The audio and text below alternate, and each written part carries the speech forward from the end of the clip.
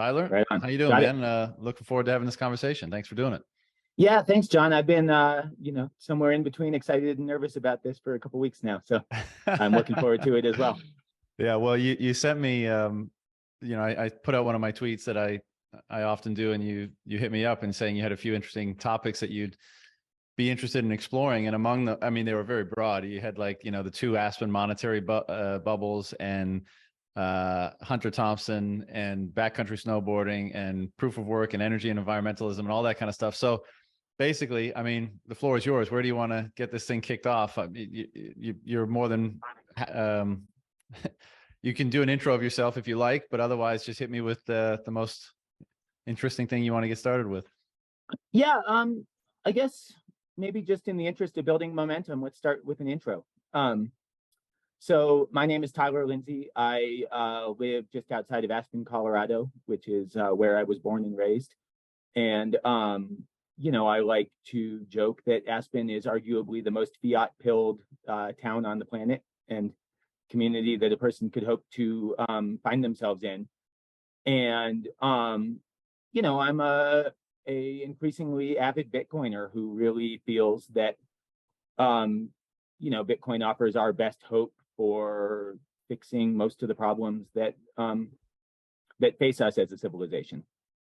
And because of that I think is why I'm down for sort of like taking the risk and putting my face and name out there as somebody who really believes in this and wants to use this tool to help the people around me and also just kind of help the world at large.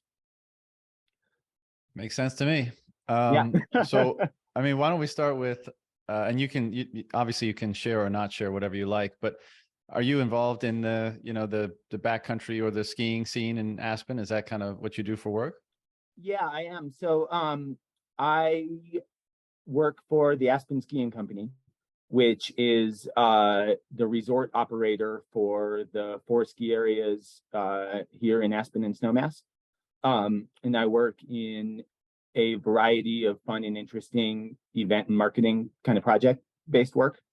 Cool. And prior to that, I spent about 10 years coaching kind of high-level freestyle snowboarding and helping kids to, sorry, I just need to turn off my ringer. Sure. Apologies for that.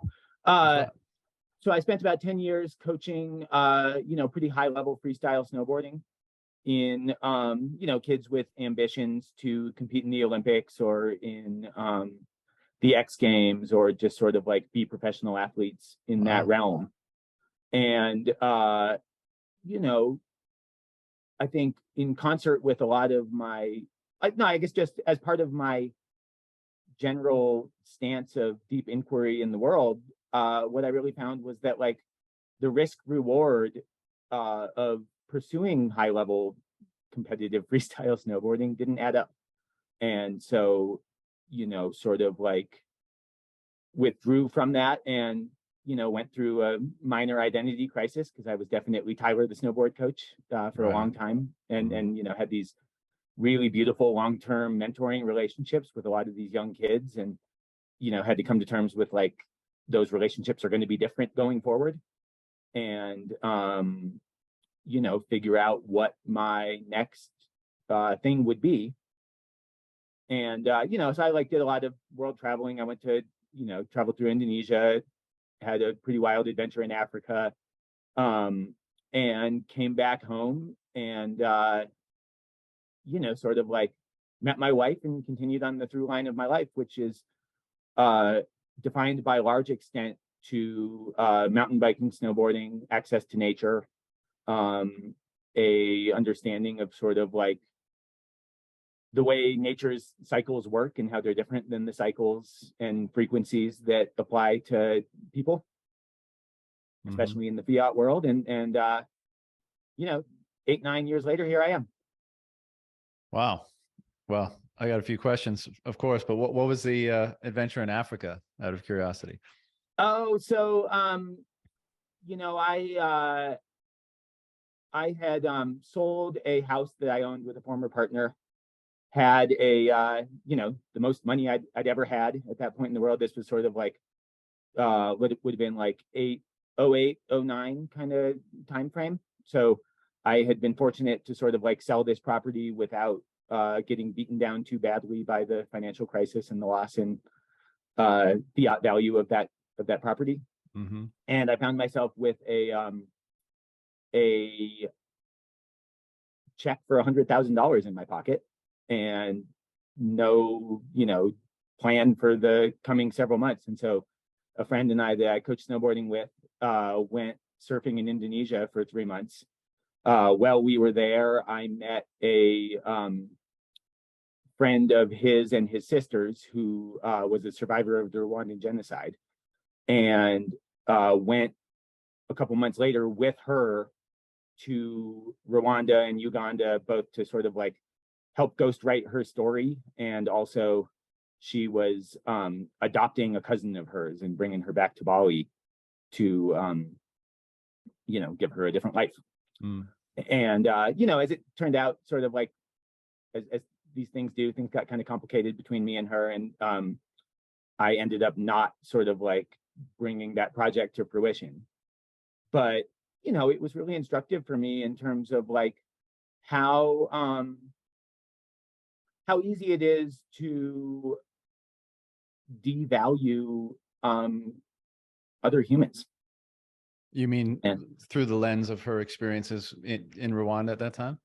Yeah, and not even just at that time, also just the experience of being there, whatever it was, 15 years later, after the sort of like horrendous trauma of that genocide. There were still enormous problems in the way that people related to each other and exploited each other, and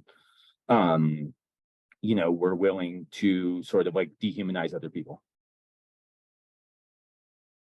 What would you say through your observations, what did you think were the reasons, the causes, the motivations, the justifications that you observed at that particular place?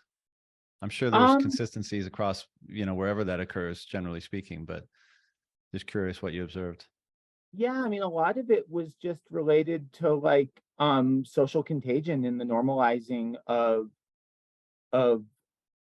behaviors that, if you examined them outside of that social context, they would be totally indefensible. But within it, they're really pretty normalized and acceptable.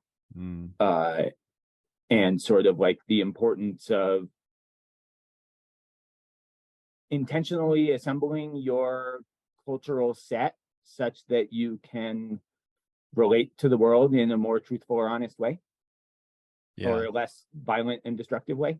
Yeah, that is such a interesting point, like intentionally constructing your perspective and your worldview based off of certain presumably fundamental, if not like eternal or transcendent principles, so that it can do two things. One, not only allow you to not be victim or not be pulled along in certain cultural manias or those sorts of things, but sufficient that you're still able to operate in that culture, that you can have one foot in so that you can maneuver through it, so that you can provide for yourself, so that you can have impact, so that you can communicate with people who are more like taken away by it.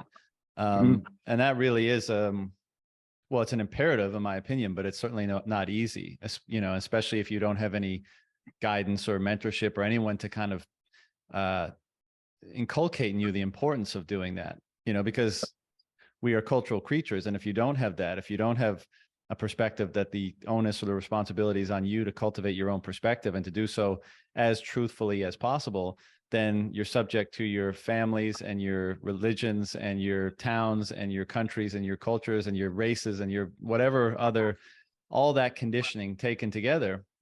And I think it's that can be easily become a toxic soup, basically, where you get these crazy instances where it totally gets out of control, and it's permitted to get out of control because all of those forces conspire to normalize that behavior. And then, it's only in hindsight you look back and be like, what the fuck happened? Were we drunk? Were we intoxicated off an ideology? And the answer is likely yes, and much more. But that's so important to be in charge of your perspective, basically. Totally, yeah, and so I agree with everything you just said. The only the only edit I might make is like, it's not just that those perspectives are permitted, it's that they're actively promoted. Mm. Mm-hmm. Why? But Why? Like intentionally for that end, or you just mean like, because a lot of perspectives are promoted, right? A religious perspective is promoted, a national identity is promoted, but oftentimes I would say that it's not evident that those can lead to the more disastrous or tragic outcomes by virtue of the division and the dehumanization and all the other things that they might cause unintentionally. But are you right. saying that they were inculcated intentionally, you know, for this sort of an outcome to I mean, one would think happen? so, right? Like the you know, in the case of the Rwandan genocide, like they used the medium of radio, you know, over the course of probably years to sort of like ramp up the sense of dehumanization, ramp up the sense of victimization by the minority group of the majority group over a long period of time. And this sort of like intentional promotion of division or blame or you know, identification of fault, you know, it served the people in power at that moment to a great degree. Mm. Yeah, as it often does. Yeah, totally. I mean, you know, we have seen more recently the way that these manias or frenzies can apply to our own sort of like culture or civilization pretty effectively also.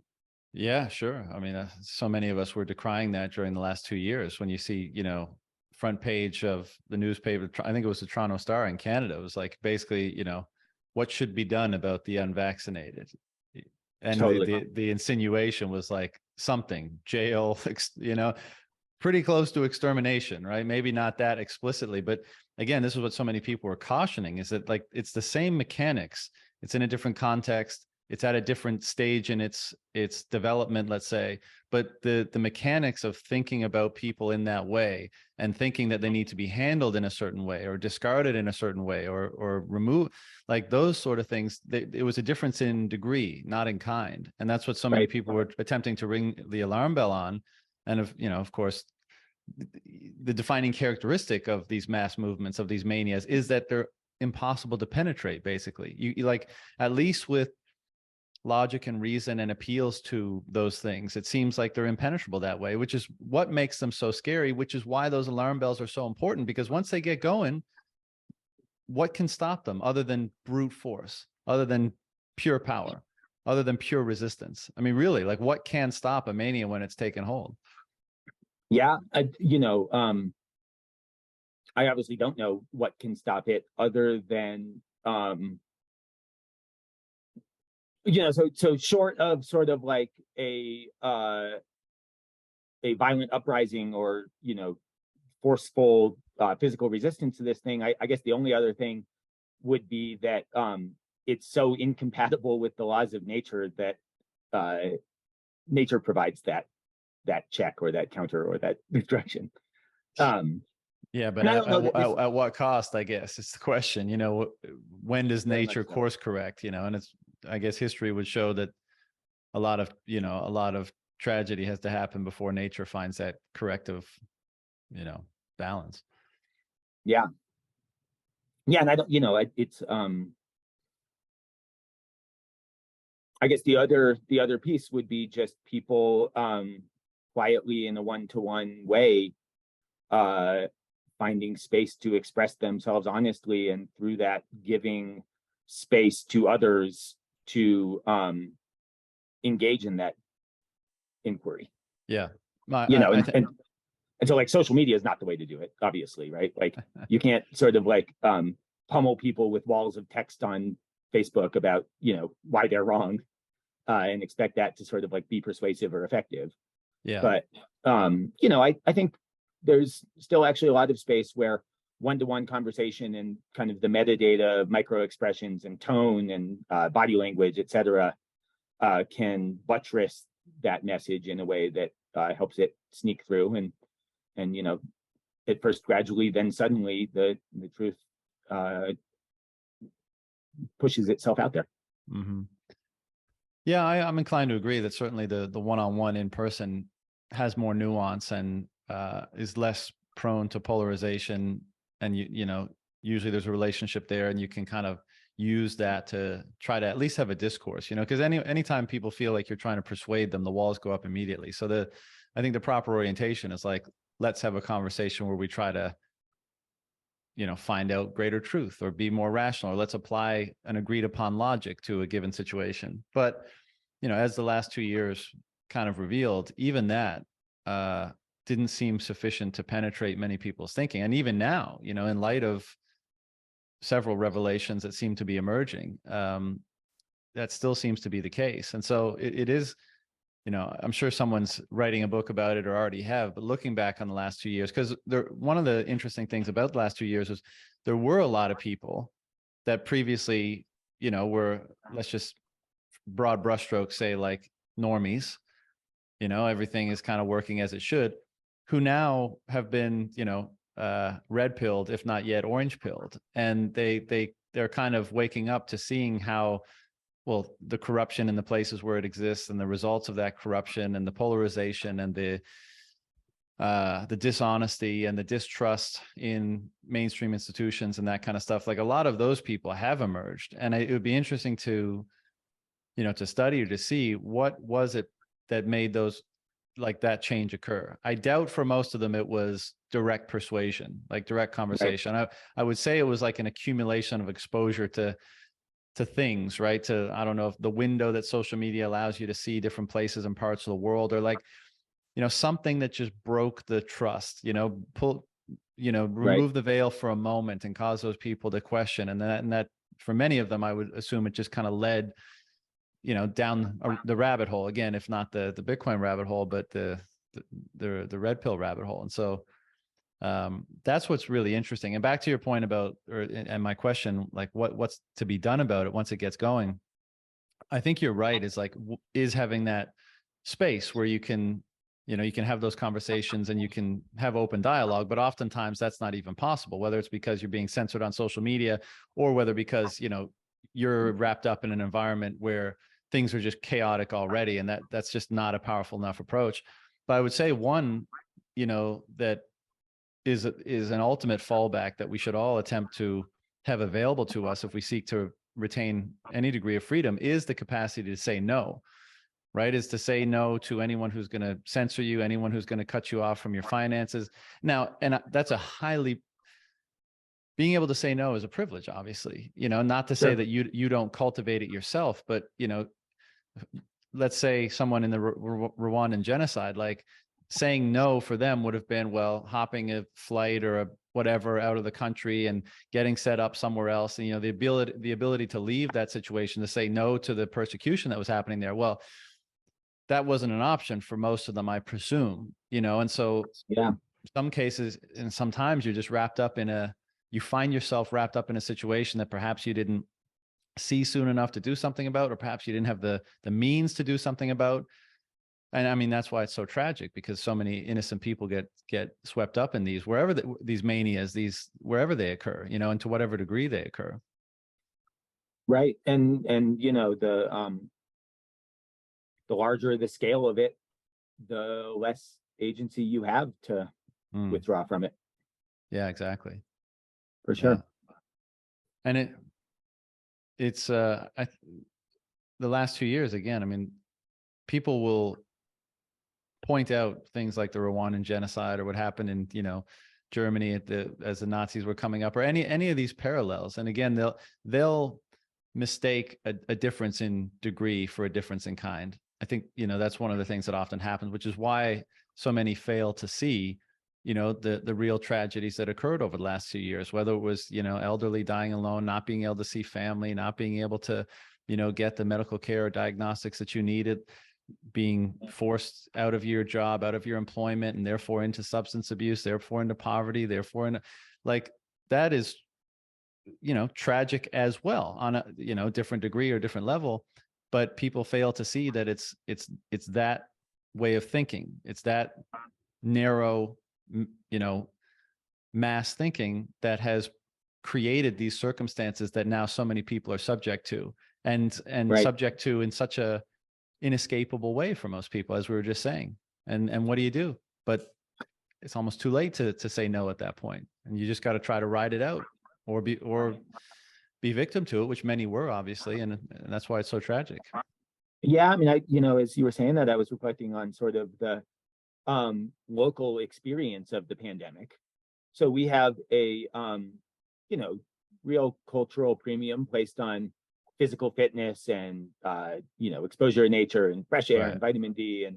And because of that sort of like overall pretty healthy physical community that we have here, we had very, very few deaths from COVID.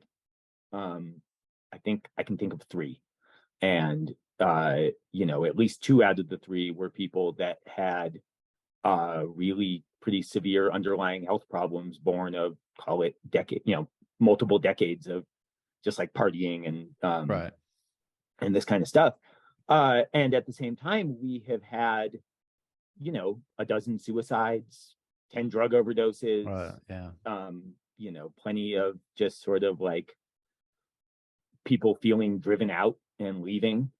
And sort of like, if obviously those 3 deaths from COVID are tragic, but the question of like, which is a worse one, or which one should be more and more deeply, or what, which one should have more like cultural or even legal interventions to prevent it. I think like nobody locked down for months on end to prevent suicide, and yet we've had 4 times as many suicides as deaths from COVID.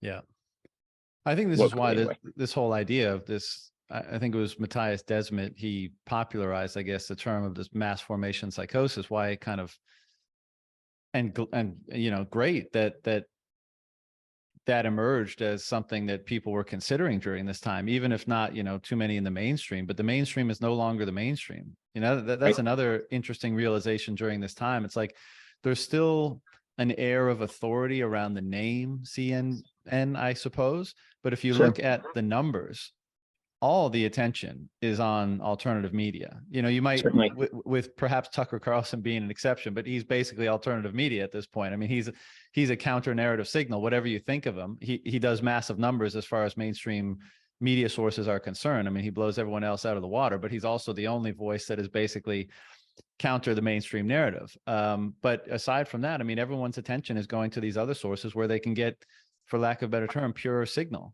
Right? Like actual truth, actual attempts at, if not truth, attempts at discerning it honestly, with humility, and not clear and overt propaganda being blasted out and trying to form opinion, basically. And so, that's another benefit. So I apologize for interrupting. So I agree, but I certainly have plenty of peers and friends who, rather than seeking out alternative or counter-narrative voices, instead they just sort of escape into, I only watch snowboard clips now. I don't do right. It's too difficult to sort of like stand seemingly alone in opposition to some of this stuff, and so instead I rely on like escapism or something like this. And there's plenty of that going on also. Sure. Is it so bad? I mean, is it really escapism, or is it saying like, what's the benefit of me, entering the arguments that are happening at the coffee houses, the bars, the whatever, around political issues? Like, why don't I just work on my craft and do what brings me joy? And why do I need to get in so many of these, fights? Because obviously, again, over the last 2 years, tons of family fights, friend fights. I mean, that division in ideology and philosophy has become so clear. And I think it's, we talk about the negative externalities of these things, and you might call it positive at the end of the day, because you really get to see where people stand. And then it's up to you to mediate that relationship how you think best. And so perhaps that's just another way that truth has kind of bubbled up, but it still has caused a lot of grief, I would say, in families and between friends and stuff like that. So maybe it's best to focus on your craft and tune everything else out. Maybe. I mean, as long as you're not sort of like retreating from truth seeking because the truths that you find are unpleasant. I agree. Do you think you know, and that's kind of what's going on, at least with you, the peers you've observed? a little bit, yeah. And then, I guess the other piece is just sort of like seeing folks with real potential for insight, foregoing the opportunity to have those insights, and sort of like I think there's something a little bit tragic about that, even if it is understandable and appreciable. Yeah, well, I guess going back to our former conversation, talking about how these get going, one of the risks is that if you completely remove yourself from concerns about the discourse, broadly speaking, which hopefully has something to do with truth in most places, then perhaps you've abdicated your responsibility for however the trajectory of things in the social realm are going, right? Like if you just completely unplug from it all, but remain within it. I mean, unplugging and removing yourself is one thing, right? Like moving to the jungle and being like, look, I don't give a fuck about any of this crazy shit that's happening. I just want to be left alone, or up on the mountain, Right. or whatever. Fair enough. But if you're going to stay within a social matrix, let's say, then maybe there is some culpability for how things go wrong, or if things get out of control, to those, by those people who have withdrawn their opinion and not shared it, and not participated in that open dialogue. Maybe it's tricky, because I guess, yeah, maybe the person I'm calling out for that is myself, right? So, maybe a little bit of like the story of my own engagement with like the pandemic broadly was, like so many autodidact self-educators, I was aware of and concerned about the coronavirus months before anyone around me. And, watched and sort of like fell for those videos out of China where people appeared to be collapsing and dying in the street. And, as sort of like the virus arrived on American shores, it arrived very early to Aspen, right? We had a media and travel agent delegation from Wuhan in November. And, I had plenty of friends who retroactively look back and like, oh no, I definitely had coronavirus over Christmas. Like the symptoms check out in that way. Right. And then, so I remember sort of like early on being like, yo, this is really dangerous. We need to take this more seriously. I don't want to work a big crowded event right now. And, then finding myself several months later, very early to like, yo, you don't have to worry about this. I've had this. It's mild. Lots of other people have had this, and it's not as scary as we thought. And the ability to sort of like course correct or admit you were wrong, or in like, I don't know what you would call it, like stand seemingly alone in your expression of this, right? And I remember sort of like right after the mountains closed on March 15th. And I remember going out on my split board and hiking up the mountains and looking at groups of people who were like, just sort of hanging out together and hiking a feature in the terrain park or something, and being like, you guys aren't social distancing enough, in my mind, and like sort of like judging them for not being afraid enough. Right. And now feeling a similar thing when you walk through town and you see people walking outdoors who are still in masks, and you're like, look at these these poor hypnotized people who have been captured by this fear spell, and like just recognizing, I guess, in myself how prone we are to all of this, even those of us who really fancy ourselves independent thinkers. Yeah. Well, man, at least you have the humility and the courage to recognize that, and admit where there might have been an oversupply of panic or fear, or however you want to characterize it, and realize that a change in perspective is necessary. And I think, you know, referring to those people that kind of had their orange pill moment during the pandemic, I think, you know, I've noticed several that have taken that approach. Of course, a lot of people that still hang on refuse to do that. And so they have to keep everything, it has to all still be real in order for them not to have to confront that, you know, that they made a mistake or that they overreacted, or, you know, whatever they might have done in response to this. And I think that's part of the reason why so many people still do hang on, which, you know, maybe those mask wearers that you just referred to. Because it's, you know, first of all, it was a trip. Like, being someone who stood out against, you know, the panic and the fear at the time it was happening, you know, you had to have a lot of courage, and you had to know, you know, why you were doing that, and you had to not be afraid of the repercussions, and few and far between. I mean, a high representation in the Bitcoin world, but Certainly. But you know, first of all, even there were, you know, that it didn't mean you were impervious to it. But yeah, but again, that's what made it so interesting, because when you encountered those instances of people standing up and, you know, despite the retribution that they might receive, saying like, no, this is what I think this is wrong for these reasons, and, you know, you can go fuck yourself if you don't, you know, if you don't agree, or if you want to impose something on me. And it was great to see them pop up, because it made it easier to identify those people and connect with them, and you know, potentially build relationships or support or have conversations with or whatever. But I think as the years go by, we will forget just how crazy it was, just how gripped by that fear spell you mentioned that, you know, so many were, and all the perverse behaviors that emerge from that. And again, it's a perfect corollary in my mind to how panics and fear and these things unfold in other places. You know, again, just different characteristics of the time, the attribute, the community it's happening to, the level of fear, the level of hate that's piled on, the pre-existing divisions based on race or culture or, you know, language or religion or whatever.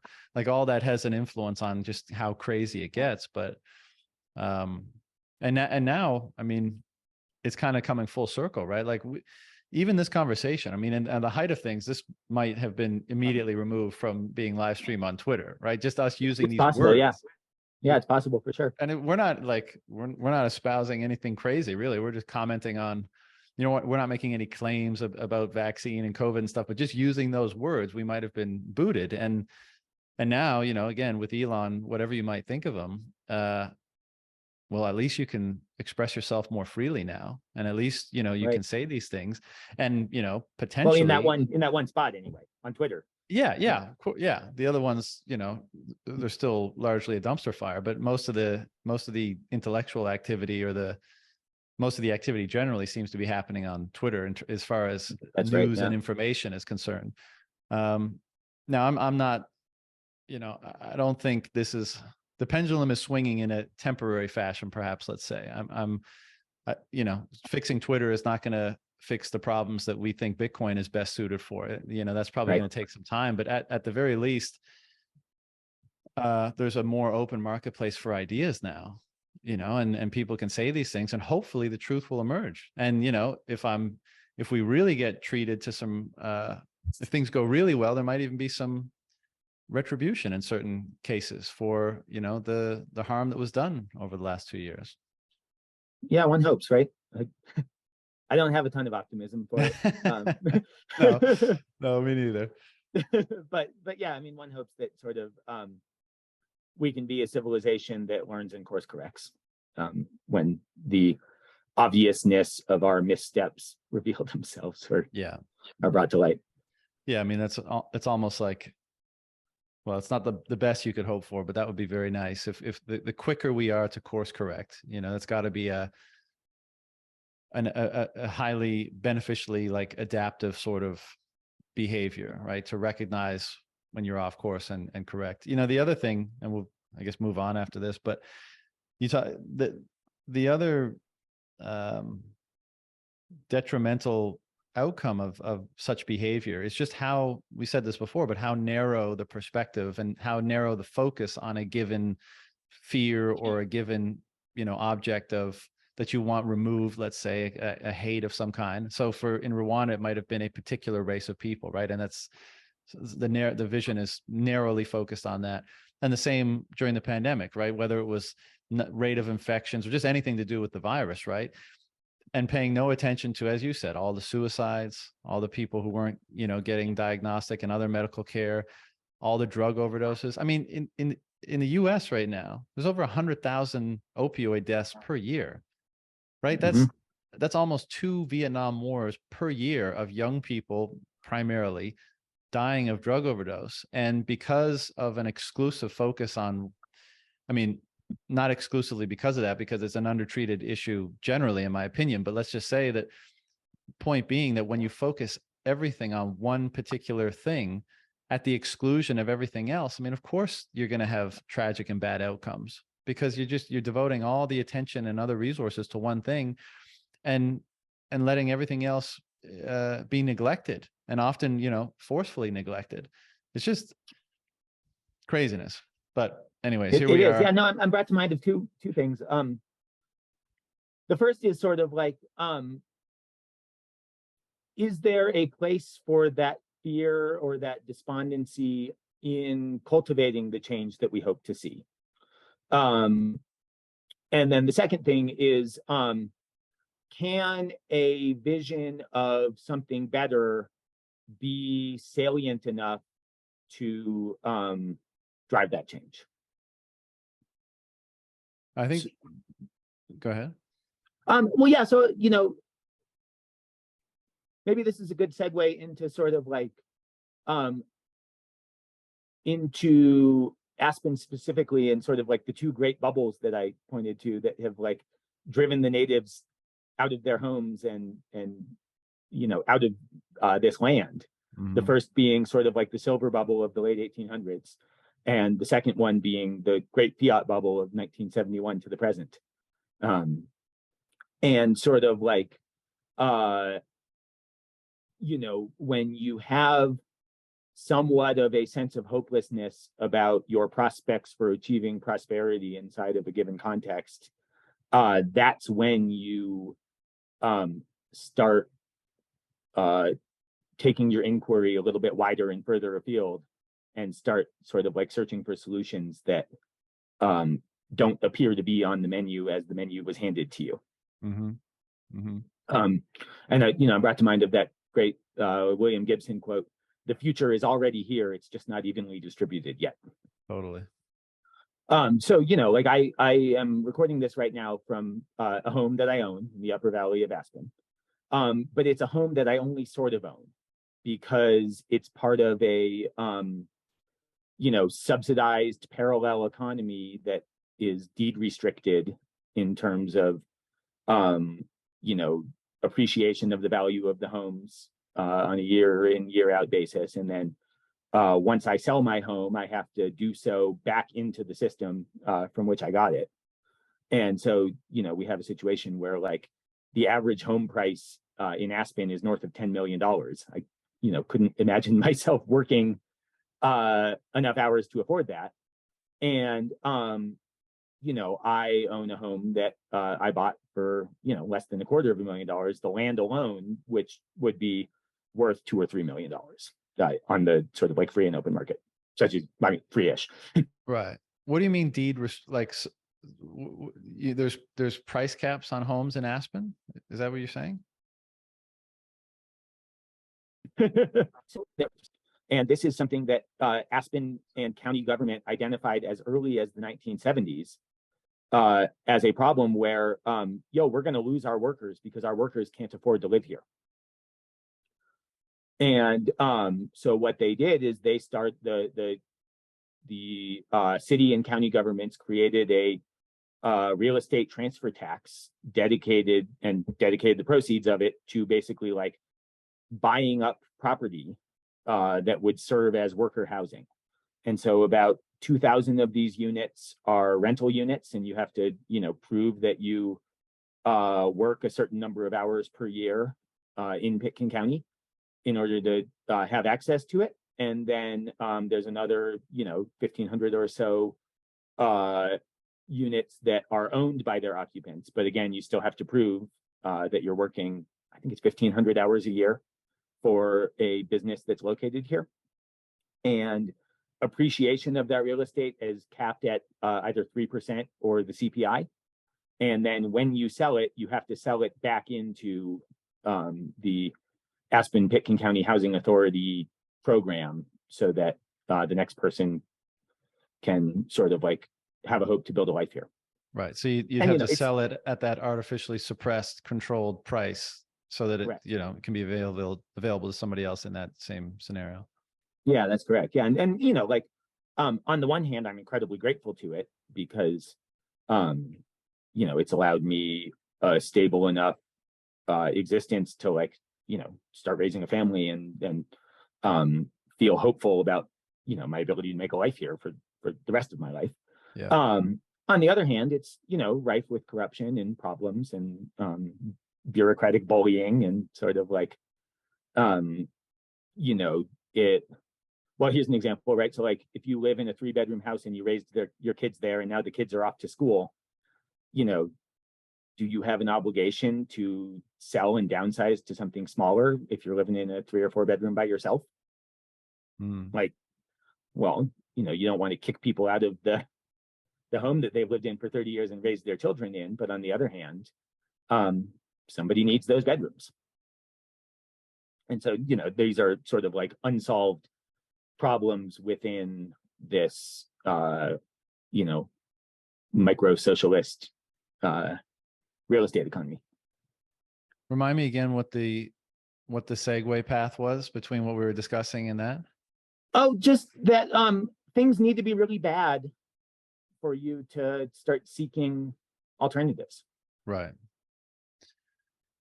Yeah. Well, in the necessity is the mother of invention, right? So I definitely agree with that. And I guess the point to put a kind of a capstone on this, we're kind of discussing the freedom of speech and the capacity to pursue truth when that is so suppressed, government, platform, or otherwise, or the freedom of markets to find truth, whether that's when that's suppressed by regulators and or, the money and the people in charge of it. I guess that the problem is the same in both, is that if you don't have it, then the capacity for that focus to become arbitrarily narrow on one particular thing at the detriment of nearly everything else is increased.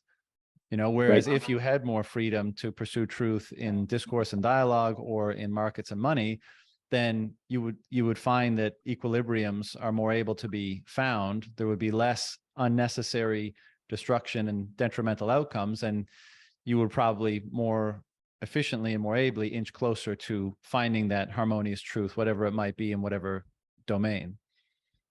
Right. And, it's funny because, so like, I mentioned that the average home price in Aspen is north of $10 million on the free market. It's insane. It's insane. Most of those houses are not occupied 50 weeks a year, 48 weeks a year. So what they actually are is a savings account for some New York hedge fund owner or, right. like Los Angeles-based, media executive or this kind of thing. They are effectively serving as a savings account or they're an appreciating asset that is used occasionally for the utility value. And so one of the things that's sort of like weird about the employee housing program is that like the homes within it are actually closer to the utility value of homes. Well, but it's like only through this really drastic manipulation that you can like achieve that. Yeah. Well, I mean, it seems like total, command and control, top down, management of the economy because of the perversions that have emerged within it. Because you have to think that, no matter how lovely the environment and how attractive it is, if there weren't such, systemic manipulation of, capital and all the downstream effects of that, an equilibrium would be found. Yeah, sure. Like a lot of rich people would go there because it's lovely and they want to have a ski house, but there would be a natural normalizing variable, which is if it's too expensive for the workers who service those people to live there, then the value of the environment would have to adjust such that, you know, it wouldn't be as attractive to all those people because there wouldn't be enough people to service it, you know. And so you would think it would have to find its natural equilibrium that way. But because we have such a perverse monetary system and the regulatory systems built on top of them, you have this like increasing necessity. I mean, I think this is why manipulated money systems always inevitably end up in communism, because more and more top-down control is necessary to patch up all the areas that are breaking down as a result of it, that aren't finding natural equilibriums. And so you need increasing amounts of force, increasing amounts of control to try to patch up these so-called problems that wouldn't exist in the first place if you had a more natural system, let's say. Right. You know, and you I would say, like, you might say that those manipulations would be striking at the branches of that corruption rather than at the root. Yeah, sure. Absolutely. Well, I mean, those manipulations are coming from a vestige of, well, it's like it would be one branch against another, right? I mean, they're kind of part of the same animal. So I don't think it's not an option for them to strike at the root. I mean, they can only strike at these symptoms. So that's why, even well-intended or not, you know, obviously most people that are wrapped up in this stuff are not part of, you know, the fiat money conspiracy or the fiat money, you know, the lords of the fiat money system. But you know, the options are, there's no other options seemingly. So you have to revert to bandage solutions and top-down control to try to, you know, drum up unnatural solutions here. And again, I think that's why these systems ultimately wind up in, you know, increasingly command and control economies, because one, their attempts to do that only create perversions elsewhere and only lead to misallocation and destruction of capital, leaving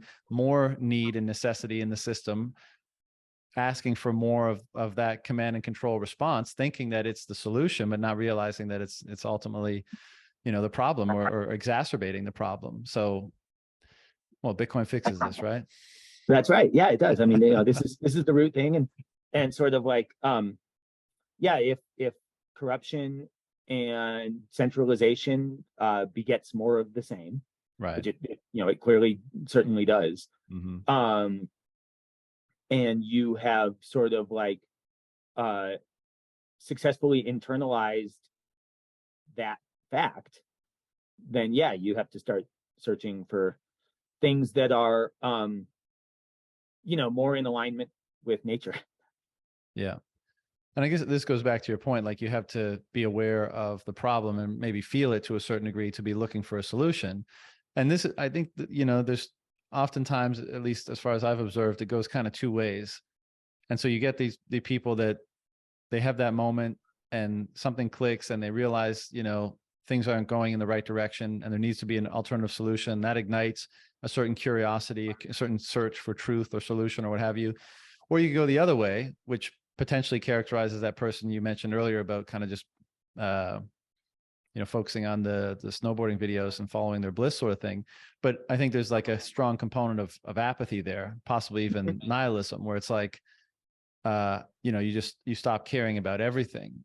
And when perhaps not everything, but you stop caring about the things that are perhaps most consequential.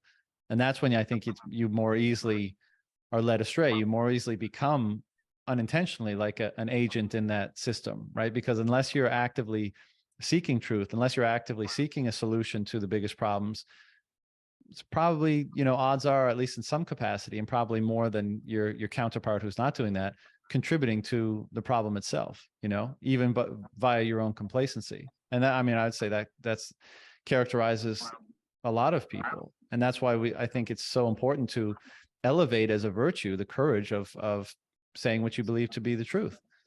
And right. And you know, the more people that can hear that message, the better, I guess is the point. Yeah, I think so. And you know, everybody will need, everyone needs truth eventually. You know, you can insulate yourself to a remarkable degree from consequence and cause and effect and you know, the laws of nature, but eventually everybody needs to embrace reality as it is, because that's just the deal, man. You're gonna die. And and like the more studiously you insulate yourself, unfortunately, the more deranged you might become. Yeah. Before you arrive there. Yeah. Well, I think a lot of the cultural things that have become cultural norms are indicative of that, right? I mean, you look at how much things like bad food and, binge watching TV or internet or social media and substance abuse and being medicated, like you look at narcissism is a huge one, right? Right. Fiat culture, broadly speaking, as we call it, but you look at how prevalent those behaviors are and how normalized they've become, to the point where, they're not even, they're broadly accepted and they're not even questioned. But I would say all of those things are in some form a manner of not confronting the truth that you just alluded to, and like means of diverting attention away from that. And I would say, I would agree with you. Like, I think it's ultimately destructive, but it would seem there's sufficient distraction, sufficient mechanisms, and sufficient acceptance of those things to allow people to do them at, all the way up to the grave, basically, and never see the folly of those ways, let's say. Right. Yeah, no, you can be, Jeff Booth talks about how sort of like you end up exporting the problems, exporting the inflation, exporting the destruction farther away from the core, such that you're able to ignore or forget about it. Yeah. And there's a, really, I mean, like, here's a sort of like beautiful and also tragic emblem of it, right? So around here we have this series of backcountry huts, maybe 25 of them. They're way out in the mountains. If they have electricity, it's enough to like put some LED light bulbs on the ceiling, but otherwise they're like heated with wood stoves, and they offer this incredible respite from like just, broad culture. And so you go out with the 6 people that you're out with, you carry everything that you need for the weekend up into these huts, and then, you sit by the fire and you talk and you play games, and you go out and hike in the woods and do your skiing or snowboarding. And anyway, one of the nicer ones is called the McNamara hut, and it's named after Robert McNamara, who famously was the Secretary of Defense during the Vietnam War, and then for about 20 years was the president of the World Bank. And if you have read Gladstein's recent piece about sort of the harm done to so many developing countries and just sort of like impoverished people by this debt slavery driven by the IMF and the World Bank, you can say like, boy, this idyllic hut and opportunity to engage with nature is sort of like paid for with the proceeds of some of the worst colonialism of our lifetimes. Is it called the McNamara hut because he donated the money to build it or something? Yeah. And there's another one, a couple miles away that's named for his wife, Margie. Right. And, there's a similar one, in that piece I sent you, I talked a little bit about Prince Bandar, the Saudi ambassador to the US, who, certainly during his trips to Aspen helped maintain the petrodollar system and buttress it, through his meetings with, secretaries of state of the US or presidents or senators or whoever he's sort of connecting with while he's here. Well, he also donated 7 figures to the organization I worked at where I was coaching and mentoring kids. Right. And this idea that you sort of like export the harm in order to enrich the more local. And this idea that sort of like inside of the Fiat system, the only way to sort of like achieve prosperity is at the expense of everything else. And that we've never had a system that allows, where like what's good for me is also beneficial to the system at large, right? The kind of network effect where, every person you add to it makes it better for everyone else rather than adding to it and making it worse, as Jeff Booth talks about. Mm-hmm. Yeah, positive sum generally. Yeah. And also, you know, and a lot of people would probably have an issue with this, but I think it will become more and more apparent how Bitcoin is also far more like harmonious with nature ultimately. Like I think people will realize how that changes our behaviors and changes how extractive or damaging we are to nature. And, you know, because it makes me think of it because, you know, you have this idyllic sort of place like the mountains in Aspen, let's say. And what you're saying is like, it's kind of, you know, polluted with the contributions and the intent of these people that, you know, maybe even, well, intent may not be the right word, because, you know, perhaps, again, I'm going out on a limb here, but perhaps they had, you know, good intentions in all the things they did, but they existed within a system where, you know, maybe they had too much power and that just, or greed was too appealing to them, and that influenced subconsciously their behaviors. And, you know, by virtue of the fact that the system could be so influenced by such a powerful actor in them, it was, and the detrimental effects were apparent in many different places. As you say, they were externalized into many different places. And now, you know, and so it's contrast, you know, that beautiful nature with this perverse system that basically destroys people, destroys nature, destroys, you know, everything. Yeah. Whereas, you know, here we are discussing another system that would presumably be generative to the individual, be health inducing into the individual and the environment. And I genuinely think that's going to be the case with Bitcoin. And then, so it'd be great to have, you know, Hal Finney huts in the mountains in the future, instead of, you know, Bandar or McNamara or whatever Fiat, you know, famous person. Yeah, I will certainly work on that. I had two thoughts while you were saying that. The first is, you know, well, here's an example. You don't actually need to be, you can think you're doing the right thing and still harm everything else. So an example from my own life. In the summer of 2021, my wife and I bought a brand new Nissan Leaf. It's an electric car. It's quite small. It's, you know, very efficient. It's great. We borrowed $30,000 at a 0% interest rate to buy this car. And so, you know, on the one hand, we benefit from sort of the,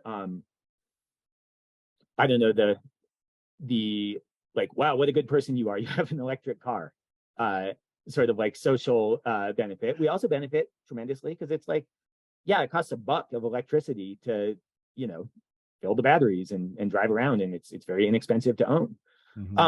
But of course, by, you know, printing $30,000 into existence and pulling it from the future into our present, we made everyone in the dollarized system poorer by some infinitesimal amount. Yeah. So I apologize. But, you know, that's an area where it's like, you know, you can think you're doing the right thing, you can try to do the right thing, but if you're doing so within a fundamentally malign frame, the outcomes are going to be, on balance, probably worse for the world. Yeah, I think that's exactly it. Well put. And this is where like the empathy or the sympathy, perhaps undeserved for some people in the broader fiat system, people, you know, at the helms of it or in the higher echelons of it, because, you know, they're basically doing what you did, but with more power behind them, like higher up on the system, and therefore more able to take advantage of it. And if we're going to condemn them for and again, like we have to exclude people who have have malicious intent, you know, and get behind the World Bank to enslave a resource-rich country or whatever, right? But just people that think, you know, they're doing good, but are at the helm of a system that can't really execute that intent with full fidelity. It like pushing their will through it necessitates destruction or unfairness or imbalance somewhere. And, you know, what you said is a great example, because, you know, today a lot of Bitcoiners would say, like, if you have access to capital, I mean, look what Sailor's doing, right? If you can borrow money at basically, if you can get money for free and put it into Bitcoin, you're a moron for not doing it, basically. Right.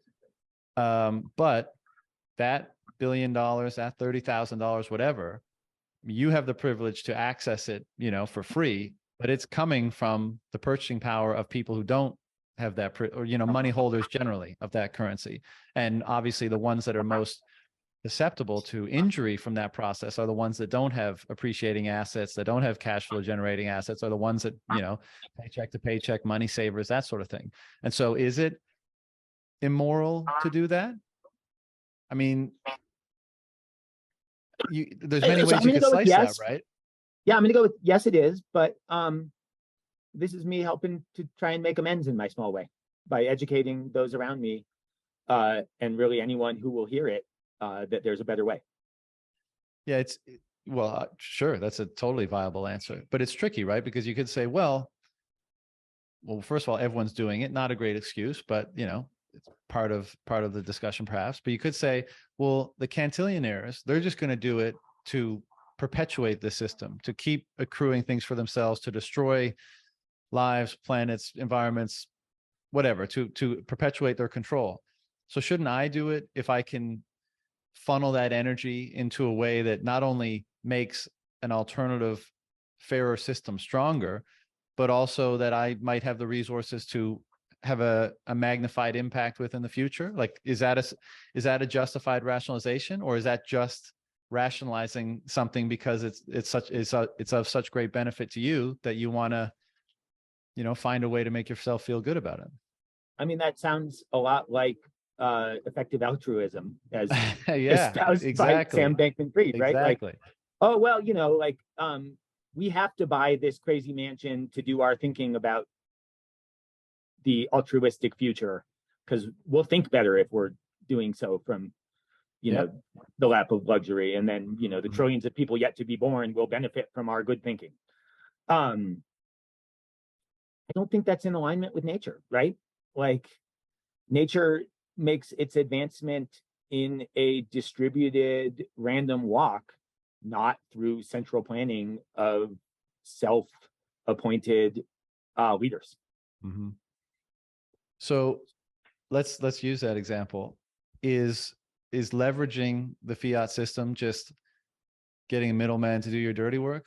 So instead of stealing customers' funds directly so that you can do all the good you claim that you're going to do, you get someone else you have an intermediary that kind of keeps your hands cleaner, but the outcome is similar. Again, the action is different. There are nuanced differences, of course, but there's somewhat of a similarity there, is there not? Yeah, I mean, so I guess my take would be, the more you know, the more you understand, the greater your obligation to truth and right action. And the more naive you are about the consequences of your, use of leverage and debt to accumulate resources, the less culpable you might be. Sure. Yeah. Not, And then to which what you're doing is always extremely important in a moral judgment, right? And then maybe the other side of that equation is the more sentient a being is, the more obligation you have to try and alleviate its suffering. Right? Like there's like concentric circles of closeness. It's most important to be good to your family. Mm-hmm. The next step out is it's very important to be good to your community. The next step out is it's very important to be good to your nation and then to your world, and then to just sort of like humanity at large. I mean, this might be a little bit of Peterson's like clean your room first idea, right? Yeah. But I would say similarly, like there's more obligation to alleviate the suffering of a human than say a dog, and a dog than say like an insect. Yeah. Yeah. Seems reasonable to me. I agree.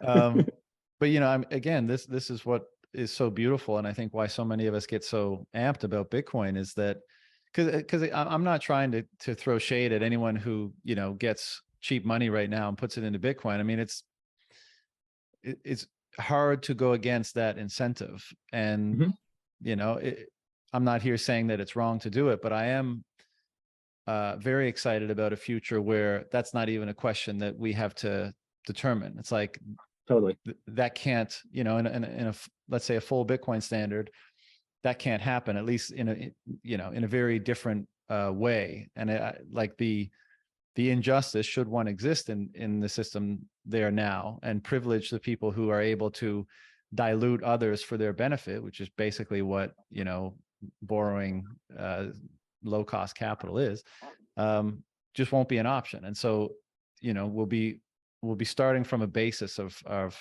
fairness for everyone, and then we let the you know, the mechanics and the machinery of meritocracy and creating value and hard work and all that kind of stuff run its course and find its own level between people. But this, right. you know, kind of picking winners and losers based off privilege will ideally be greatly diminished. Yeah, and I guess the question is, maybe this is the accelerationist perspective, right? Like, right, are you doing good by hastening the demise of fiat so that we arrive at a hyper Bitcoinized future earlier? but are we kind of back in the effective altruism dynamic? Yeah, now? we are for sure. We are for sure. And you know, so yeah, I mean, I know my own approach is much more in the sort of like stay humble and stack sats and just like do your work in the world and save in an instrument that like your time and energy is scarce. Yeah. And like provide value, live below your means, save, repeat. Yeah. And that's, you know, and also help those around you to understand the same. Mm-hmm. Yeah, I'm inclined to agree with that. And I don't have easy access to cheap capital, so it's not a moral quandary I have to contend with. But I do, you know, I wonder about it in other areas too, because as you say, I mean, you could frame it as the thing that brings about hyper-Bitcoinization the quickest is good, because that outcome or that end is good. But, you know,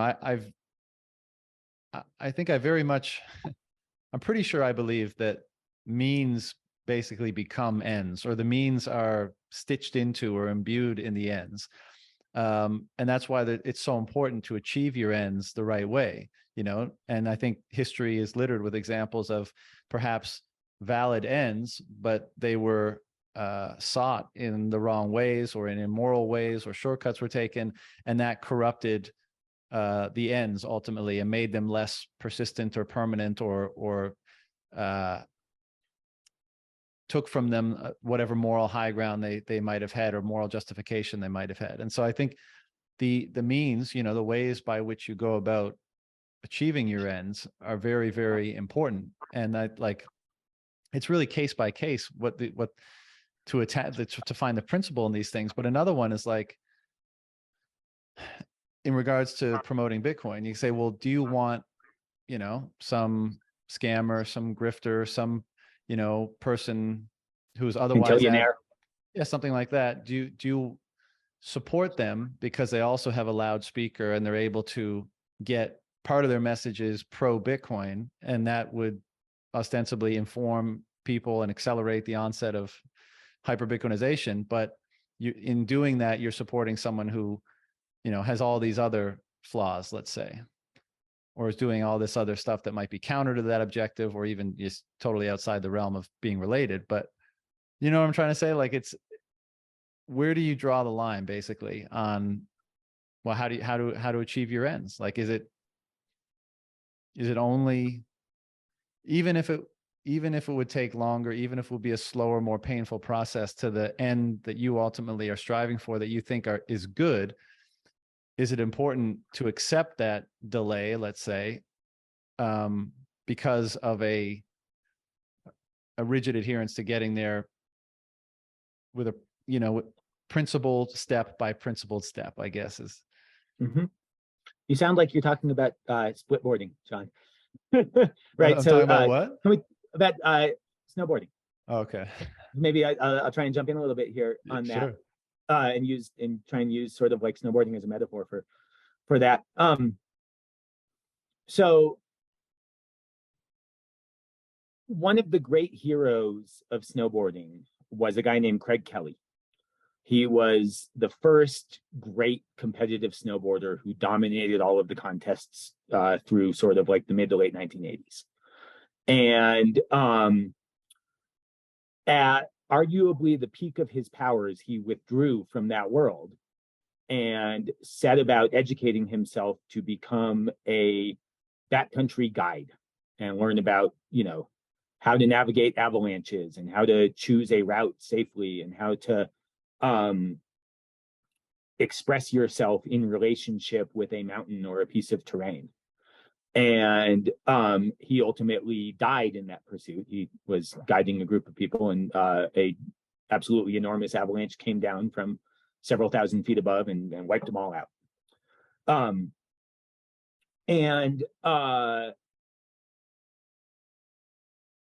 So there's this question of like, okay, if you've decided that engagement with nature and the mountains is important and it makes people behave with more wisdom and clarity and alignment with,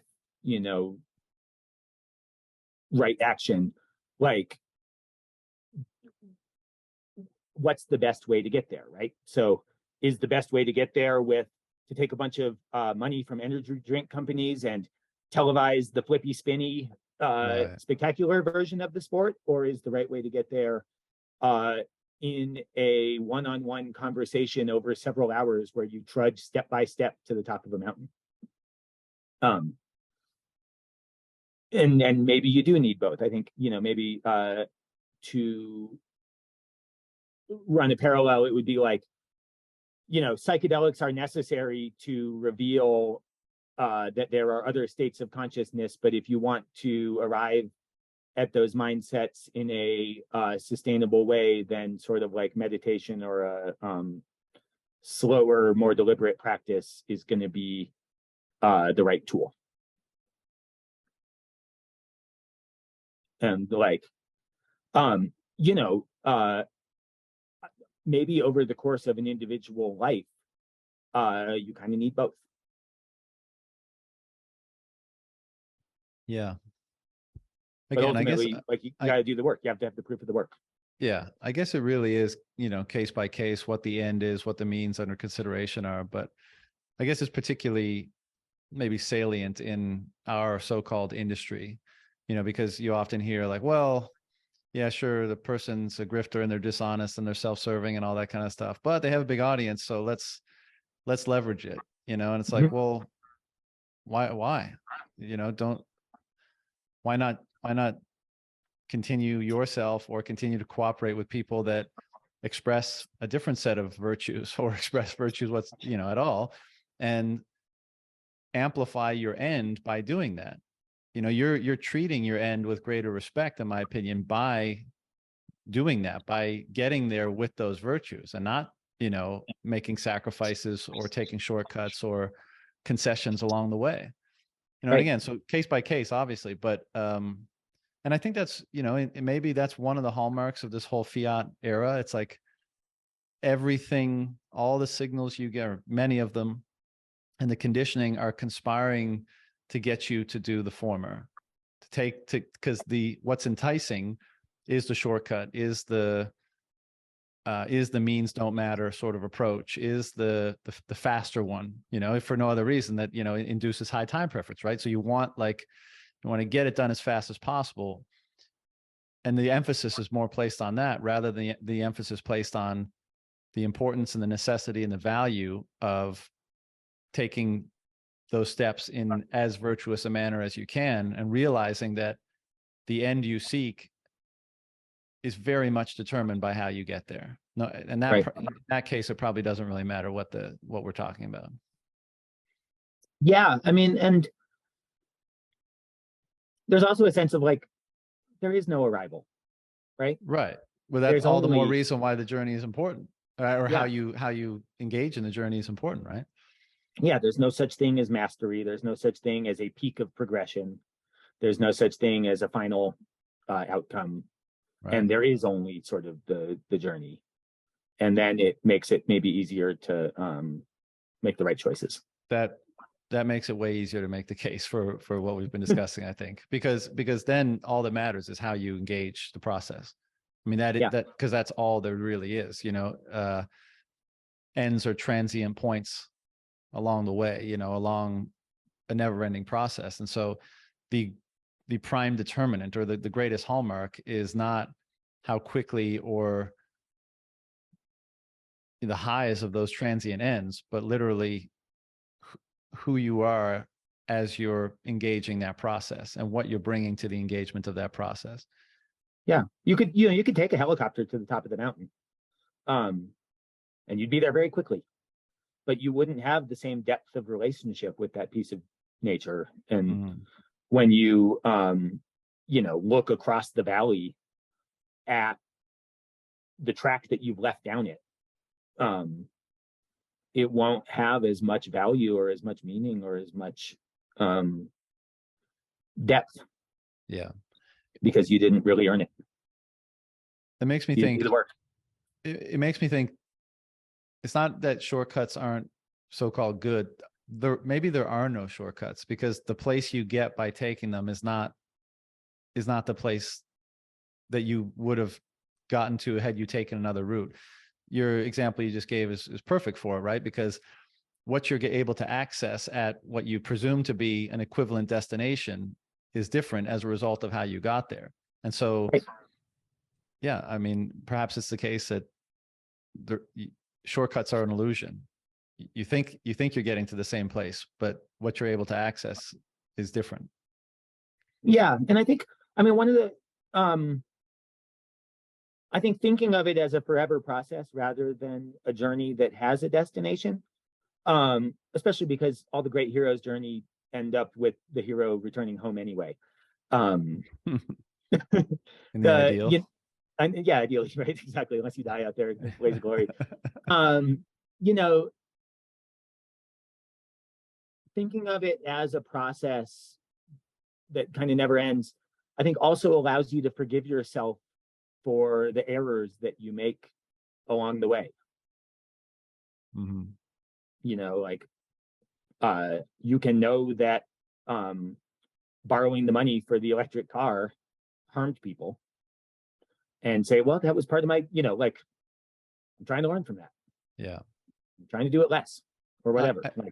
I definitely agree. It's a more optimal orientation, because I think it places the focus on your mode of being and not whatever it is you're striving to accomplish. And in the latter, I think this is how a lot of, negative externalities, let's say, emerge in the world, because people can be so single-mindedly focused on a particular aim. I mean, this is kind of what we were discussing earlier, at the exclusion, or as, and as a result, being unaware of damage they may be causing, or, principles they may be violating, or behaviors they may be engaging in as a result of that, because of that single-minded focus on that aim is good, and that's, and that's what I want to achieve, versus if your focus is on the mode of being, is instilling or imbuing your actions with certain values and principles, and twofold, that being, well, I think that being a more optimal orientation, but two, you being able to derive the satisfaction and gratification of success from moment to moment, because that that's your primary goal. I mean, you still have those benchmark or transient goals on the horizon. Let's say you're still moving towards something, or something is still pulling you forward, but there's like the hierarchy of what's important is perhaps more properly oriented, and so you can have greater satisfaction in the work, in the journey. You can value it more, let's say, and in doing that, minimize those negative externalities that perhaps emerge as a result of a more narrow focus on the wrong thing. And I also think that, to the extent that you are achieving your goals or hitting those benchmarks, or arriving at those peaks, the joy that you obtain from those achievements is longer lasting. It's not a sugar high. It's a marker of identity or something more. Yeah. or maybe you believe in them more because you know you got to them the right way.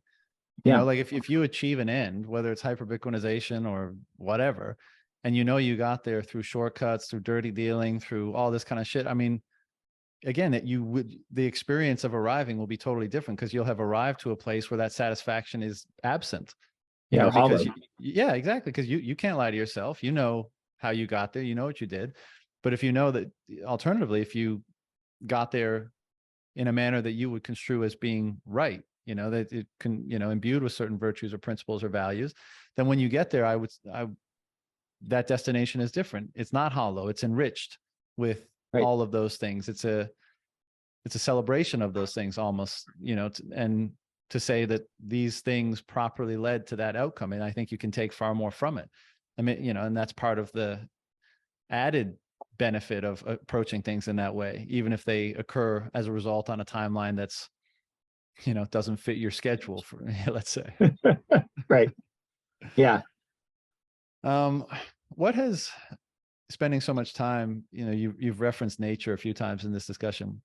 Mm-hmm. What has spending so much time in nature, how has that influenced your perspective? And obviously that's a broad question, but just curious if you've noticed that it's influenced your perspective in ways that, you know, perhaps people without that exposure wouldn't have or wouldn't notice.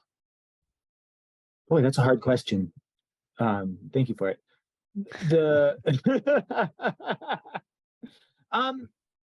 You know, so I think one of the most important things that it has taught me is that there is value to be found in many different wavelengths of time and sort of like cycles. So like let's say, you know, if you post a real banger on social media, you might get like 24 hours of pretty focused praise or response or feedback or whatever, and then it sort of like falls away. Mm-hmm. And that doesn't help you, you know, that is maybe you can like attune your mind to that, call it like 2 to 24 hour feedback loop or wavelength. And you know, that's fine, but you're going to be missing out on some of the longer term understandings that might be available to you. And so, you know, part of engaging in like a seasonal sport, like snowboarding or mountain biking is like, yo, you got to be patient. It's going to snow when it snows. And it's going to be great when it happens. And you need to be ready for it when it does, but you can't just have it now. You know, it's not January, it's not March.